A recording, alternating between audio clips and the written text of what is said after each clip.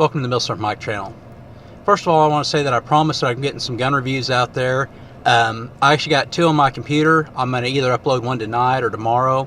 I plan to upload another one, but since Joey Cuz got a new acquisition, I'm probably going to upload the other one just to kind of tie in with him a little bit and maybe give him a little history and information on it.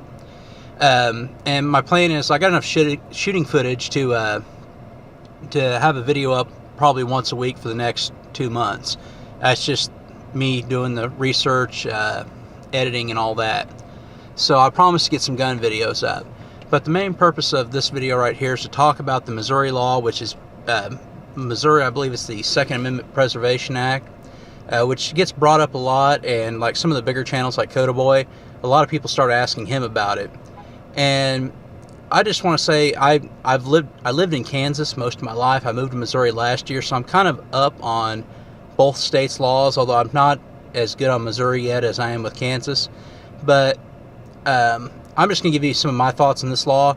I do want it to pass. I want it to get signed, or if it gets vetoed, the veto overrid. But the thing is the law ends up being symbolism only, as the experience of Kansas will tell.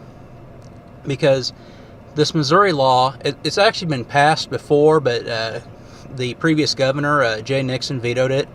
So, and now Missouri elected a former Navy SEAL, Eric Greitens, but he actually kind of got forced out. So now his lieutenant governor, Mike Parsons, is the new governor. So we're not really sure where he is on gun rights. I mean, NRA Futtery may say he's good, but he's also talked to the mayors of Kansas City and St. Louis, saying that he'd be willing to work with them on maybe being able to pass more stringent gun laws in the state. So I'm a little iffy on him, and what I was just talking about, something I'll get to here in a little bit.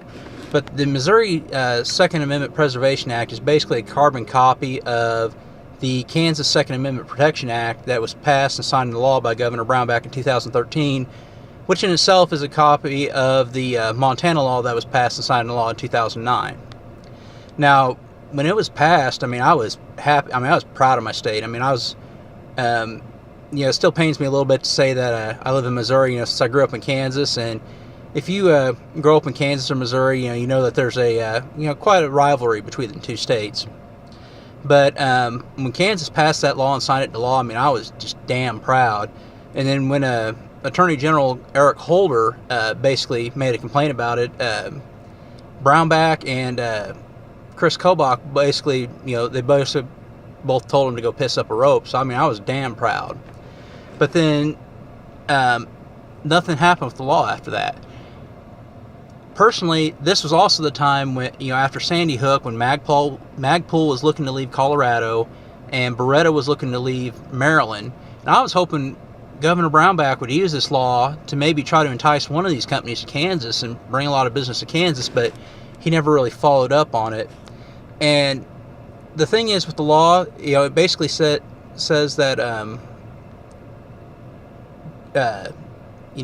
federal gun laws are null and void. Federal laws that violate the Second Amendment don't apply in the state, and state agents actually have power to arrest federal agents for enforcing the law. And since the government tends to abuse the hell out of the Commerce Clause to enact gun control, this basically meant that anything that was built in Kansas, and as long as it stayed in Kansas and did not cross state lines, the feds weren't supposed to be able to touch it.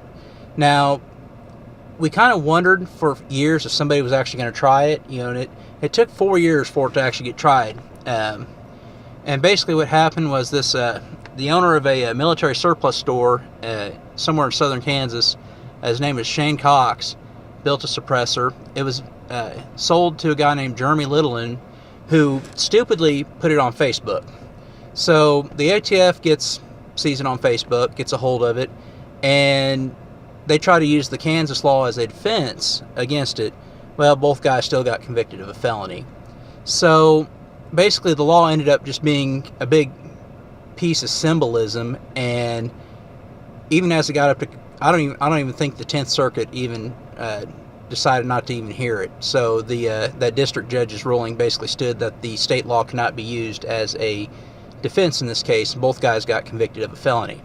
So the law basically ended up being symbolism because, let's face it, most states, even though this law is passed, they're not going to really give their, like the KBI isn't going to have power to arrest FBI agents or, whatever the Missouri equivalent is. And this Missouri law is basically the same as the Kansas law.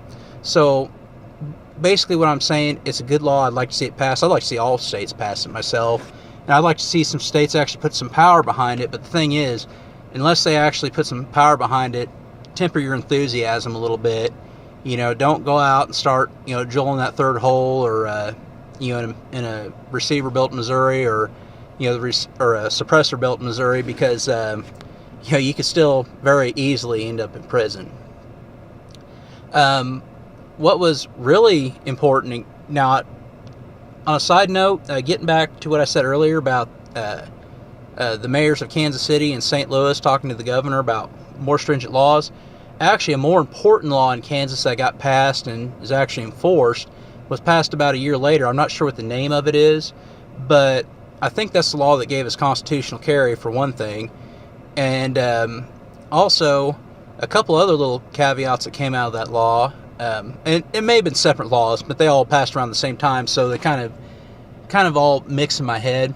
But one of them was taxpayer money could not be used to fund gun buybacks. So, basically no gun buybacks in the state of Kansas, which that's good. And also, the important thing was municipalities, counties, lower forms of government in the state cannot pass more stringent gun regulations in the state. So basically, you couldn't have like Lawrence or Topeka, passing gun control laws and basically, entrapping you for driving through or whatever. So, those were actually more important laws. And this is where my ignorance of Missouri law so far comes in, is I'm not sure where they are in the gun buybacks. And like I said, when Governor Parsons indicated to Sly James of Kansas City and the governor of St. Louis, I'm not sure who that is, that he was willing to work with them on letting them pass more stringent gun regulations in their cities, that worries me a little bit. But anyway, that's just a few of my thoughts on the Missouri gun law. I do want it to pass, but don't get too excited about it, and don't be making suppressors and stuff like that. Or at least if you do, don't put it on Facebook, because you could still very easily end up in prison. It's just a few thoughts. Thank you for watching, and as always, have a great day.